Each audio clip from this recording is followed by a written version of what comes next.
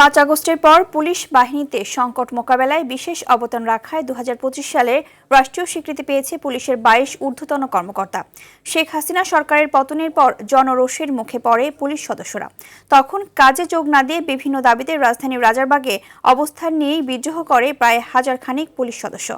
এমন পরিস্থিতিতে সাহসী ভূমিকা রাখায় সেই সব কর্মকর্তাকে দেওয়া হয় বাংলাদেশ পুলিশ বিপিএম পদক। আরও জানাচ্ছেন এআর বাদল।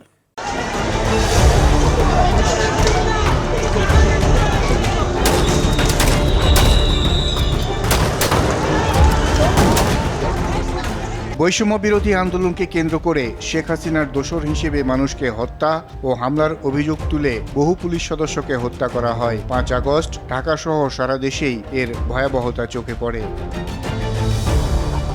এমন পরিস্থিতিতে প্রায় হাজারের মতো পুলিশ সদস্য রাজারবাগে অবস্থান নিয়ে শেখ হাসিনা ঘনিষ্ঠ অনেক পুলিশ কর্মকর্তাদের দায়ী করে বক্তব্য দেন। যে শেখ হাসিনার সরকার আমাদেরকে যেইভাবে ব্যবহার করছে, এই ব্যবহারের কারণে আমরা এই রোশনালের প্রেক্ষিতে আমাদের এই তাজা প্রাণগুলো ধরতেছে এখন বর্তমানে। কাজে যোগ না দিয়ে বিদ্রোহ করে এবং অস্ত্র হাতে তুলে নেয় এসব পুলিশ সদস্যরা।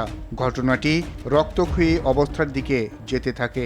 এ সময় রাজারবাগে পুলিশের বিভিন্ন ইউনিটে চরম বিশৃঙ্খলা সৃষ্টি হয়। কিছু বিপদগামী পুলিশ সদস্য রাজারবাগ পুলিশ লাইন্সের অভ্যন্তরে ক্ষোভের চরম বহিঃপ্রকাশ হিসেবে সশস্ত্র অবস্থান গ্রহণ করে। এ সময় রাজারবাগে উত্তেজিত ফোর্সের সাথে আলোচনা উপযোগী পরিবেশ সৃষ্টির উদ্দেশ্যে জীবনের ঝুঁকি নিয়ে ডিএমপির ডিবি উত্তরের যুগ্ম পুলিশ কমিশনার মোহাম্মদ রবিউল হোসেন ভূঁইয়া, যুগ্ম পুলিশ কমিশনার আসফিকুজ্জামান আক্তার, ডিএমপির ডিবি দক্ষিণের যুগ্ম পুলিশ কমিশনার মোহাম্মদ নাসিরুল ইসলাম এবং ডিএমপির উপপুলিশ কমিশনার রওনক আলম সহ আরও কয়েকজন পুলিশ কর্মকর্তা তাদের উপস্থিত বুদ্ধি, ধৈর্য ও কৌশল প্রয়োগ করে পরিস্থিতি নিয়ন্ত্রণে আনতে সক্ষম হন।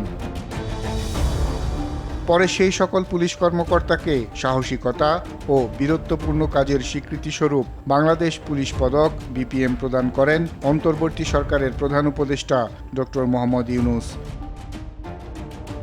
29 এপ্রিল রাজারবাগে মোট 62 জন কর্মকর্তাকে বাংলাদেশ পুলিশ পদক বিপিএম ও রাষ্ট্রপতি পদক পিপিএম দেয়া হয়।